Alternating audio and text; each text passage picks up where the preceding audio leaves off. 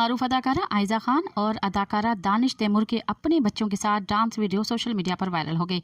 नए साल की खुशी मनाते हुए मंजर आम पर आने वाली इस पोस्ट में दानिश तैमूर और आयजा खान और एक अंग्रेजी गाने पर डांस कर रहे हैं, जिसमें उनके दोनों बच्चे भी साथ दे रहे हैं। आयजा खान ने इंस्टाग्राम पर ये पोस्ट शेयर करते हुए कैप्शन में लिखा कि बस हम चार और हज़ारों यादें मेरे बच्चों के पसंदीदा गाने के साथ बंधी हुई। आयजा खान और दानिश तैमूर के 7 साल बेटे रियान के पोज और डांस पर भी सार्फिन की जानिब से दिलचस्प तबसरे किए जा रहे हैं। रियान की परफॉर्मेंस ने न सिर्फ मदाहों बल्कि कई मशहूर शख्सियत को भी मुतासर किया है।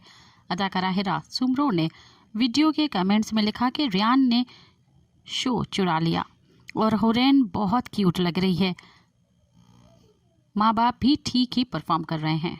सब्सक्राइब कयो अवामी न्यूज़ HD खे ऐं ताज़ा तरीन ख़बरुनि लाइ ॾिसंदा रहो अवामी न्यूज़ HD।